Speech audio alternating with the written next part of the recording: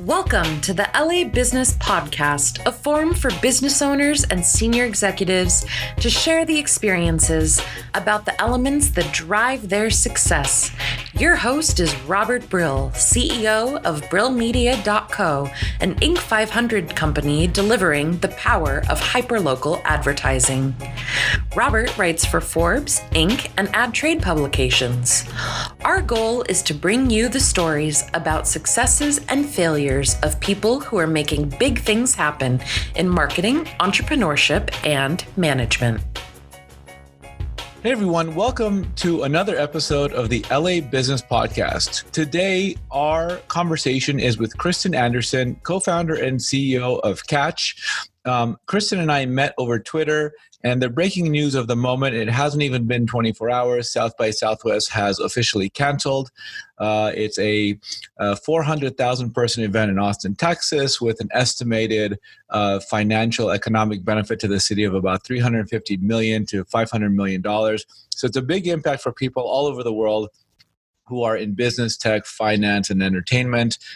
Kristen, tell us about you and your business Catch. And just as another point of reference, the core of our podcast is about helping other business owners understand how to grow and scale their business. Obviously, you have done that, and I want to what does the new landscape look like? So I'll let you go. This is super interesting. So I'm Kristen, founder and CEO of Catch. We provide portable benefits for freelancers, contractors, gig workers, other independents who aren't receiving benefits from an employer. So our customers are exactly who you're talking about, solopreneurs, independents, gig workers. And we are a venture-backed company. We've raised $8.1 million to date. We have about 50,000 users all over the country. And we have just started launching city by city. And we chose at the very beginning of January to start our first city launch in 2020 in Austin. And so we did that with everything in mind of leading up to South by Southwest. We've never been before. We're based in Boston, Massachusetts, but we were looking at Austin as a really important opportunity to reach large communities of creatives, independent folk, really get the word out about what it means to be self-employed and the importance of getting things like benefits set aside. So it's been an interesting couple days for sure. So what were you planning? Did you have? Well, tell us about the activation that you had planned in Austin for South by Southwest. Yeah. So we have heard from a lot of our users that the thing that they hear over and over again in the process of being self-employed is from friends and family is get a real job. That what you're doing isn't real. What you're doing is, you're just doing something for fun on the side. And whether you're a photographer or an artist or a musician or any of these other types of jobs, you just hear that, and it's really self-defeating. And so we'd put together an event that we were going to work with a number of our existing users who are already in the Austin and San Antonio area. One of whom is a professional photographer. And we were going to bring him in and do headshots for self-employed people. So get them set up, help them level up, help them build professionalism into what they were doing, and give them an opportunity to really tell their story of their business. And this is who I am, and this is what I'm trying to accomplish. One of my favorite parts of the entire setup we were running is that when I first went out to Austin earlier this year, I met with a freelancer, UX UI designer, and we were talking about this event. I was like, hey, it's just this idea we have. We don't really know exactly what we want to do. And he goes, well, where are you going to do it? And I was like, I don't know. And he goes, do you want to do it at my house? And so he offered up his house, and he and his girlfriend are both self-employed. And they brought me over. They introduced me to their dog, who was super cute. And they're like, well, we just want you to talk to our landlord to make sure everything's okay, And I spoke with their landlord, and she's like, I love this idea. It's so important. Oh, my only ask, by the way, is that you let me get a headshot, because I'm just starting to become a landlord and run Airbnbs and do that. And so I too am self-employed. So it was really meant to tell this broader story of the importance of creating an ecosystem that's supportive of people who work for themselves. That's incredible. And so now that there's a cancellation, I imagine that, there's so much swirling around in your head. Are you the primary person who's responsible for this activation, or are there others helping you? What are you guys going to does insurance even cover this? Like, what do you Yeah. What do we do now? Yeah. So I am the primary one responsible because growth is our number one initiative for 2020. So as the CEO, that's my job to make sure that's happening. We're a small company. We have 20 people. I guess that's large relative to some, small relative to others. We have 5 employees, so. Yeah. Yeah. So very large compared to that, but very small compared to, the Facebook and Twitter is pulling out. Right. So, I pulled my entire business team onto this with me. So our head of finance and operations was going to be there, our head of engagement, our head of user research. So like a number of our team were actually going to be on the ground with me. We are still in the process of figuring out what gets covered and how we work this out. I think, and I kind of mentioned this in my tweets yesterday, but I think one of the things that upsets me the most is not really the impact on us as a business. Like that's unfortunate, that's not great, but it is actually like the cascading effect of all of the people around us, right? So I canceled our Airbnb this morning. The host was counting on that income, right? And I'm sure that story is being replicated all over Austin right now, right? We were going to pay our user from San Antonio to come up and do these headshots, right? Like we were going to provide that income to him. So we're still trying to figure out like, not just how do we get out of contracts, which is an important step, but how do we fulfill our bigger mission of trying to empower self-employed people rather than just like jettisoning out and be like, no, we don't have any financial liability here. Right. But instead, how do we come back in and create that economic value, that 350 million that you talked about? Well, I think that speaks to a larger point, right? Like as entrepreneurs, we really, the worst thing I can hear from a person is I just want to make money, because that's the exact opposite of the person who's going to make money. The person who's going to make money, the person who's going to do well is by taking a stand for other folks who the community that they're going to benefit. For us, it's small and mid-sized businesses. For you, it's solopreneurs, it's virtual assistants, all the gig economy workers. The mission must go on. I believe. I personally do not believe that the coronavirus fears on a one-by-one basis, on an individual basis. Like I would have loved to go. I'm supposed to go to something in Boston at the end of this year. I'm supposed to be going to Dodger season tickets, half season tickets, I have opening day tickets. Like I'm not, as an esteemed colleague of mine said, he's our COO, his name is Tony Price. He said, I do not want to live a fear-based life. And I also do not want to live a fear-based life. And I think it's fine. But the reality is that I think the cancellation of South by Southwest indicates that something has shifted. The marketplace has shifted. Yeah. I think I think the thing that's tough when you're young and healthy, it's really hard to fully understand the impact of this. Like understanding public health when you're an individual who's pretty healthy is really difficult. And we all want to be empathetic. Like we all recognize the dangers to those who are old and immunocompromised. And I think all of us would say, I think the mentality that we've had is kind of like, well, if we get sick, we'll probably be fine, right? And I think that a lot of people think about that, but the thing that a lot of people don't think about is like the next step, which is like, okay, you get sick and you're going to be okay because you will be, but if you get someone else sick and they die, like that's the sort of second tier consequence that's really bad. And obviously none of us want that, right? Like none of us want to be responsible for that. But I do agree with you from an economic perspective. My point of view is that people have been waiting for a reason to have a recession. And I know that sounds crazy, but we've been talking about it for so long, right? We've had this bull cycle for so long. We've been talking about it. And it's not that this isn't real. This is not a hoax, right? Trump might say it is. It's not a hoax, right? But people have sort of been looking for that thing to catalyze fear because it's been so good for so long. And I think that there's sort of this like disproportionate economic answer to what the physical like danger actually is.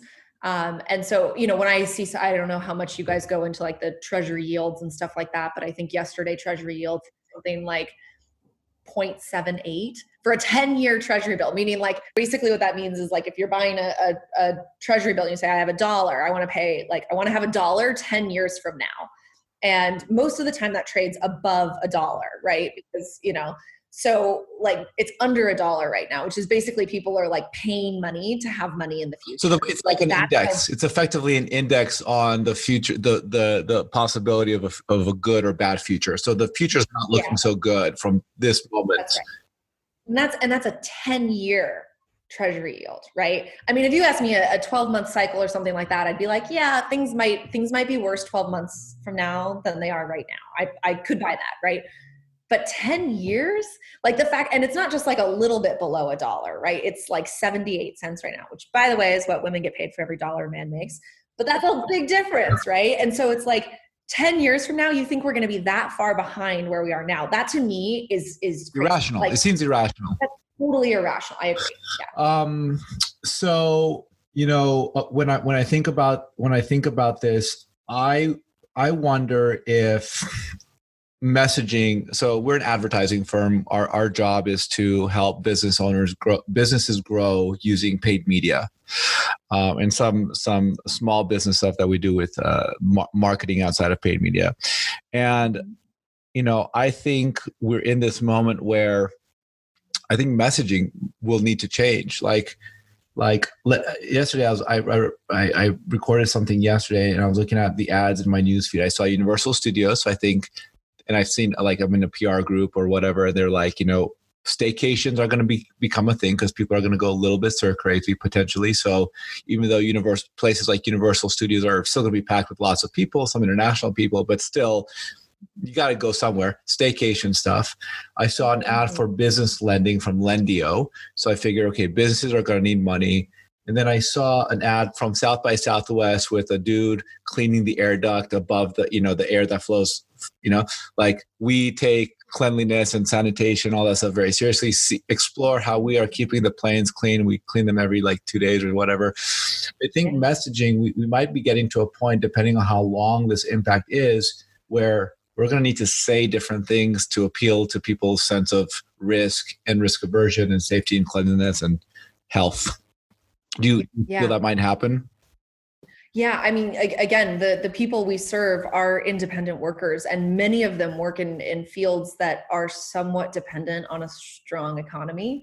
The services industry, right? Like people going out to eat, people going to the movie theater, right? Again, freelancers like photographers and hairstylists, like people are gonna be like, I don't want to go get my hair cut. I mean, obviously that's not going to last forever. Like people will get to the other side of that, but particularly in the next quarter, maybe two, I think we are going to see a changing narrative around that. One of the things that we've talked about is like, how do you diversify against that risk? And it's not equal for everyone, but how do you say, okay, well, let's say I'm a hairstylist and my business just like tanks for the next couple months, right? Right. But if your business is tanking and you say, okay, well, is there a way for me to monetize by posting videos about hairstyle? Like, can I monetize through a YouTube channel? Can I find some of these other platforms where people can pay for a class for people who want to learn? Like, just looking for other mechanisms for how to like maintain your income. And again, we're sort of on the very, very micro scale of businesses, but like, how do you sustain your income? And the same thing I would say is true for small businesses, which is like, how do you continue to earn revenue? Like, what else can you do to earn revenue while people are a little bit more reluctant to spend? So tell us a little bit about how you started this business and how you've grown it. Like, this is a fantastic opportunity for a lot of gig workers. Like, tell us about the impetus for this business. So Catch offering portable benefits came about because my co-founder was actually a freelancer. So he was an engineer and a designer, and he got really frustrated with the fact that he couldn't set aside for taxes and deal with retirement and get his health insurance, and do that all in one place. And so when you're trying to start a business, having to think about these other things like taxes just really takes you away from the stuff that's important, which is building your business, delivering for your customers, all of that. So he prototyped a solution, a couple of years ago, which very much looks like what we have now. And I was brought in because of my background in financial services and fintech startups specifically to figure out like, how does money get from one place to another? How do you build bank partnerships and work with broker dealers and investment securities and things like that? And so we started, like I said, in 2017 with the goal of being able to serve the population who didn't have employer benefits. So our customers represent everything, as I've sort of talked about already, from general contractors and plumbers to, photographers and wedding caterers to estheticians and masseuses, to your classic sort of software engineering freelancers. We cover a lot of different types of people. And that's been a really important part of our telling our story. And we started growing pretty rapidly about a year ago. About this time a year ago, I think we had something like 10,000 users. So we've kind of 5x'd in a year. And the reason for that is word of mouth. And so for us, scaling has really come from building something that has value, and finding ways to get something that is good enough to be shared. And I think that's a really interesting concept. It's not growth hacking, it's not guerrilla marketing, it's not any of those things, but it is making sure that our product itself is good enough to meet people's needs. We've been lucky. Yeah, go ahead. Yeah. So my question is, like, you're marketing right now. I mean, I imagine you're posting on social and you're creating content, you're educating people, you're nurturing potential prospects. Like, I understand relying on word of mouth. What type of education are you doing to keep people to kind of like build that conversation around your product? Yeah. And great point. Relying on word of mouth doesn't mean you don't market, obviously. That's a really silly thing to do. It means that the activities you do are designed to incentivize and encourage word of mouth. So we do a couple different things. We have a pretty robust blog where we do talk about a lot of the things of how do you set up your LLC? What should you be setting aside for retirement? How do you get health insurance? What are the things you need to know for open enrollment? Those sorts of things that aren't exactly fun reading, but are really important and that most people need to figure out at least once a year. We do also do a little bit lighter content in terms of sharing stories about our community members. And so I think it's really important when you're an independent worker to recognize that you're not alone, and recognize that there are other people who are going through similar struggles and have other, important stories that they want to tell. So we do content in that way. Other ways that marketing has been really important for us has been reinforcing word of mouth. So we did a bunch of billboards in Austin, Texas, not because we specifically think billboards drive signups, right? It's not like someone's just driving down the street and they're like, there's a billboard, I need that. Obviously that's the dream. That's typically not how it happens. But what billboards can do is they can reinforce a lot of the other things you're doing.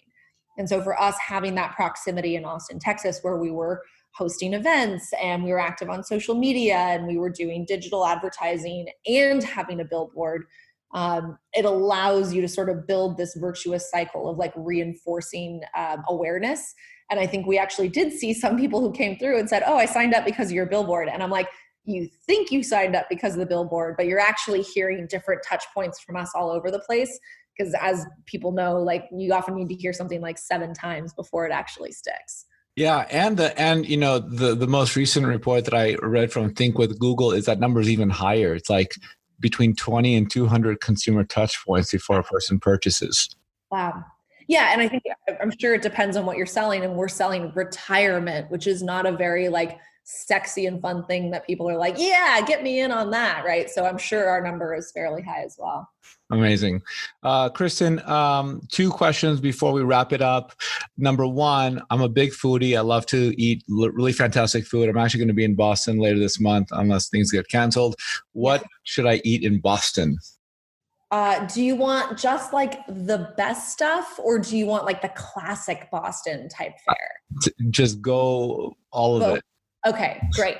So there's an area called the North End. The North End has it's basically Little Italy. So there's tons of Italian food. All of it is excellent. It's one of those places you can just walk down the street and sort of anywhere you kind of fall into is probably going to have great Italian food. So that's one area, very classic, old school Boston, The Departed is very the North End, right? The second thing is you probably want some seafood. We have very good seafood here. You've got your typical clam chowder type stuff. I don't know. I'm not as big of a fan of the heavier stuff. The best seafood that I've had in Boston is actually at a sushi place. So it's a little bit Asian fusion, with really excellent fresh fish. It's called Pabu. Pabu. It's right downtown. Just amazing, amazing fresh fish. And then, let's see. You've also got like your classic like pub scene. So out near Harvard Square, there are some really great restaurants up there, like called Russell House, that do sort of contemporary American like burgers, but with a much like elevated, modern like bar and cocktail menu with it. There's good food there. You know what? There's good food everywhere now. I love it. Yeah. That sounds incredible. Kristen, how can people find you and your business? So I'm on Twitter at Catch Kristen, Kristen, and we're online at catch.co. We have a really excellent engagement team. So if you ever have questions, all this stuff, taxes, health insurance, retirement, can be really tricky. Reach out. They're available. They're real people. They are not like an outsourced call center. I think one of the things I'm most proud about is the way that we support our customers and future customers. So catch.co, and hope to get to know many more of your customers in the LA area as well. I went to Pepperdine, by the way.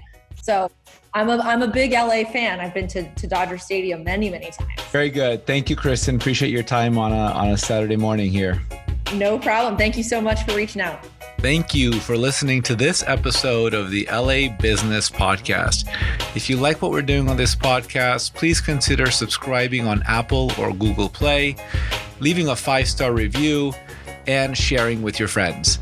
If you have any questions, comments, or recommendations for a guest you'd like to hear on this podcast, please email me, robert@brillmedia.co. Thank you. Have a fantastic day.